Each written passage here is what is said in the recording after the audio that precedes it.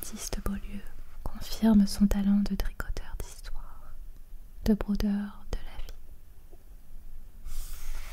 Baptiste Beaulieu, ou le conteur d'humanité.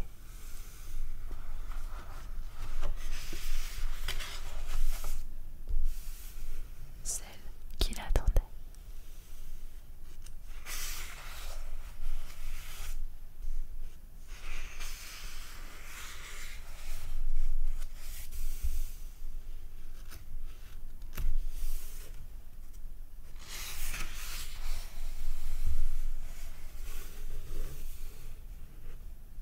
Il m'arrive parfois de penser que je suis les saisons, le mois de janvier, le mois de mai, le mois de décembre, que je fais partie de la boue, du brouillard et de l'aube.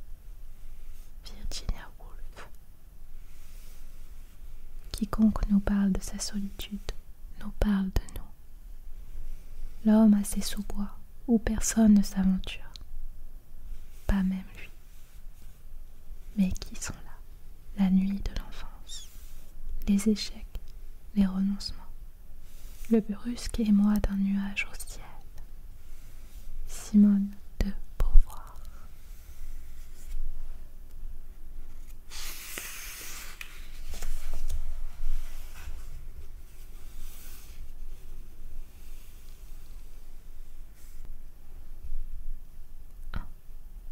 Eugénie. C'est le jour même de sa rencontre avec Joséphin qu'Eugénie, mi-femme, mi-poésie, rêva d'une femme en noir. Un étrange songe dans la résonance la frapperait, au ventre lors de l'entrée du train en gare de Paris. Plus tard, elle essaierait de se remémorer la moindre image, même fugace. N'y avait-il pas cette femme?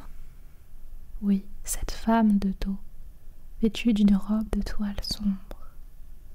Des hommes, formes brutes, armés de cailloux et pressés d'en user, la poussaient au centre d'une arène en béton, avec force, gestes menaçants. Il semblait à Eugénie que la femme du rêve se laissait conduire au supplice, s'agenouillait, puis paraissait réciter quelque chose.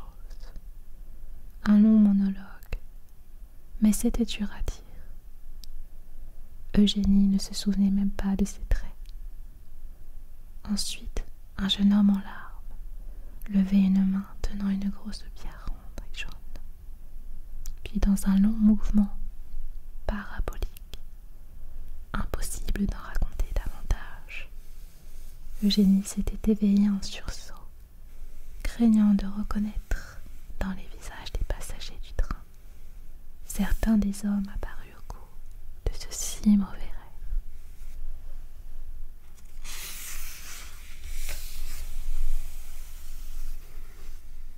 Par précaution, elle avait tourné son visage vers la fenêtre du wagon.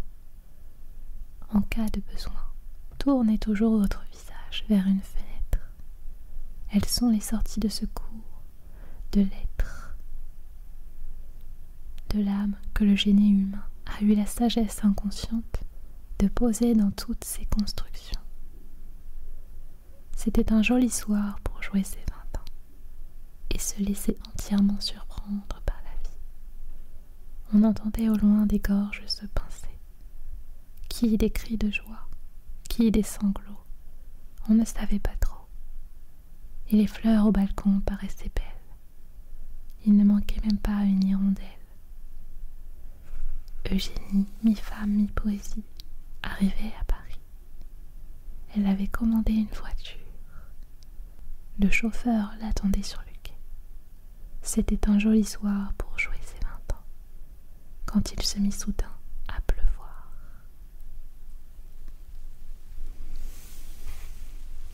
De Joséphin.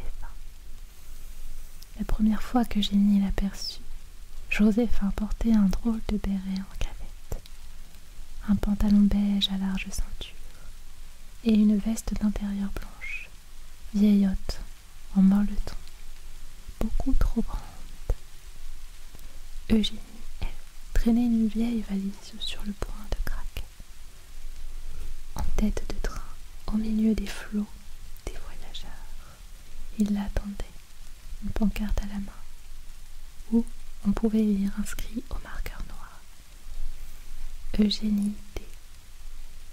Elle examina ce chauffeur, maigre bonhomme aux épaules en guidon de vélo, flottant dans son veston, et le trouva beau, mais d'une étrange manière. Est-ce lui, mon chauffeur? Est-ce lui? Et est-ce qu'il m'attend? Oui, il l'attendait, elle, Eugénie D. Et c'était comme si la pluie au-dessus de Paris se mettait soudainement à tomber à l'envers. J'ai déjà vu des yeux comme les siens. Il lui évoquait ceux du jeune homme de son rêve, celui avec la pierre dans la main et les larmes sur les joues. Mais c'était difficile à affirmer. Les rêves, même les plus puissants, ne laissent que des traces, des photographies floues, évanescentes. Eugénie rejeta sa première impression.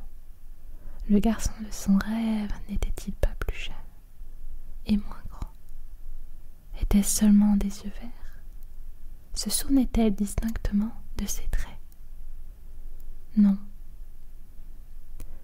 Elle ajusta son bonnet de laine rose, puis tira sur son chemisier à basque de soie rouge, légèrement effrangé aux manches. Sa vie d'ailleurs, à cette époque, consistait essentiellement à tirer sur ses tuniques pour que les bourrelets de son ventre ne bombent pas trop.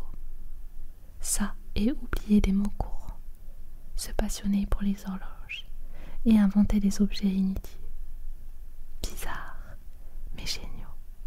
L'excentricité dont elle témoignait en toutes choses lui servait de paravent. Joséphin considéra la jeune femme au dos en point d'interrogation.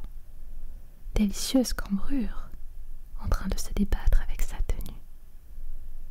Tu as bien raison de la regarder comme tu la regardes, et non comme elle se voit, Joséphin. L'élégance et la beauté sont affaires d'attitude, pas de bourrelet. Une manière de poser le corps quelque part, parfois 1 minute, parfois une fraction de seconde. Là est le secret, et ce secret, Eugénie D. en était dépositaire, sans le savoir. Mon Dieu, songea-t-elle, je dois perdre 30 kilos entre maintenant et le bout de ce quai. 3. Eugénie. D'ordinaire, Eugénie restait craintive avec ce qui ressemblait, de près ou de loin, à un sentiment. En toute légitimité, elle devenait suspicieuse au carré, quand ce sentiment lui était inspiré par un homme. Son expérience de femme s'était chargée d'armer ses défenses. Les sages conseils d'Olympia et sa grand-mère du temps, où elle existait aussi. Ma grand-mère, l'essentiel de ses journées, consistait à lire des romans à l'eau de rose, aux titres tous plus crétins les uns que les autres, confierait Eugénie, bien des années après la scène que nous venons de décrire, à un jeune journaliste du Monde, venu l'interroger en vue d'écrire sa biographie. Il y avait la fiancée de l'espace, le comte et la gitane, les secrets du prince sombre. Puis elle commandait des bagues maties par téléphone, avant de s'endormir devant Santa Barbara. Un caramel mou collé sur la lèvre inférieure. De son côté, son grand-père était au garage, inventant dans son atelier des objets farfelus, de toute taille, de toutes sortes, du pochoir à rouge à lèvres, à la bière aux cacahuètes, sans oublier le porte-cigarette. À partager, sorte d'harmonica où pouvait se visser dans le milieu 1, voire 2 cibiches, Il fallait les voir avec son épouse, fumant côte à côte devant la télévision, tirant de concert sur la même gauloise. Il était doux avec Eugénie, il semblait doux avec Olympia. Pourtant un jour, celle-ci confia à sa petite fille tout sang et toute larmes d'or, tendre enfant soumise aux affres d'un premier chagrin d'amour. Il m'a fallu des années pour comprendre que parfois, se faire quitter est une libération vers la vraie existence qui nous attendait. Mais, mamie, tu as toujours été mariée avec papy. Comment saurais-tu? Justement, ma petite chérie, je viens de te le dire. Il m'a fallu des années pour le comprendre. Ne fais pas la même erreur que moi. Elle s'était tue une seconde, assez pour aligner ses idées. Puis elle avait prononcé ces quelques phrases que Génie ne devait jamais oublier. J'ai tout essayé. Les hommes, ma chérie, ne valent rien. Le seul moyen d'en trouver un qui voudrait quelque chose serait de le façonner soi-même. La méfiance de notre héroïne envers eux était née bien avant cet épisode. Néanmoins, les mots de sa grand-mère avaient entériné en Eugénie ce qu'il fallait de crispation et de saine vigilance à l'encontre des mâles de toute espèce. Comme par magie, l'instant de sa rencontre avec Joséphin, ce jour de pluie, à la gare Montparnasse, devait dissiper les premières, désarmer les secondes. Il avait une tête à écrire des poèmes sur la lune. Elle avait la candeur d'une petite fille qui rêve. Plus tard, d'exercer la profession d'arroseuse de planètes.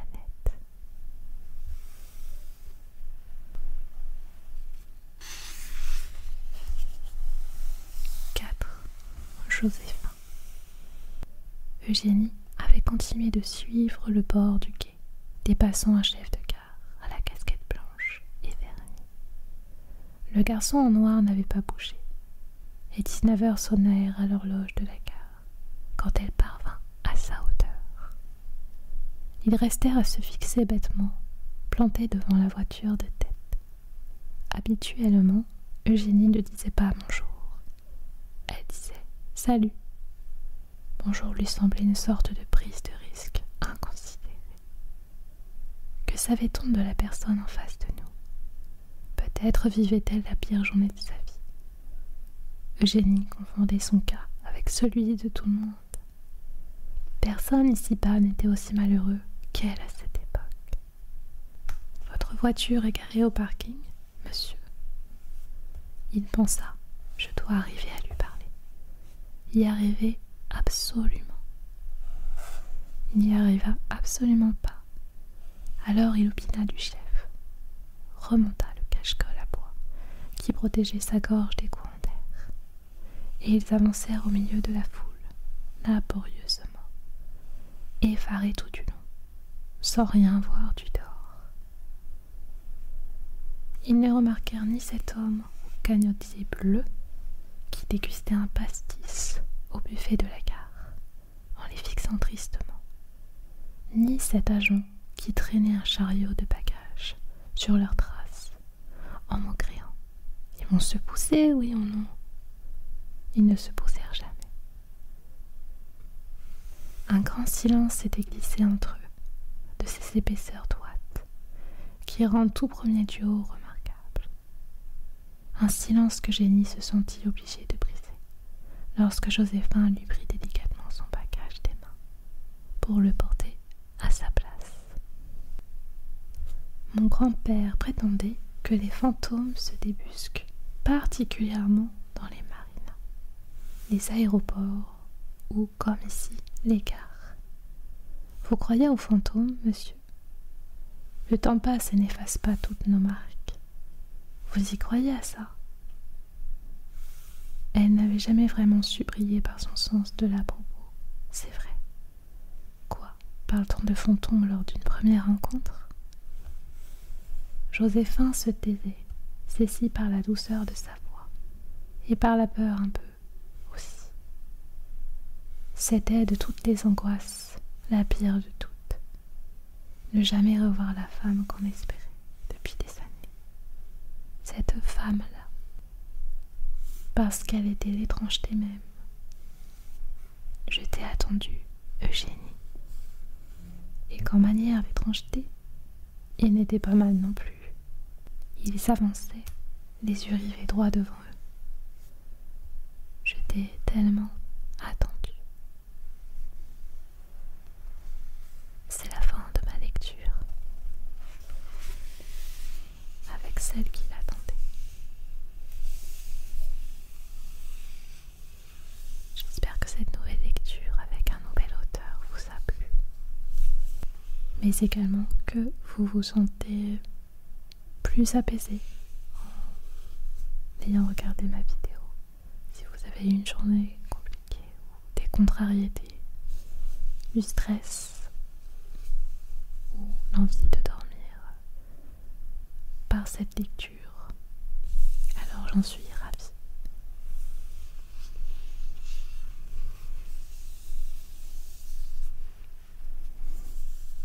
Et quant à moi, je lirai d'autres de ses livres parce que j'aime bien la façon dont il écrit. C'est assez poétique. Un univers qui ressemble au mien aussi. Faire des métaphores sur les gens, la vie. Et d'y ajouter des petites choses qui sortent de l'ordinaire.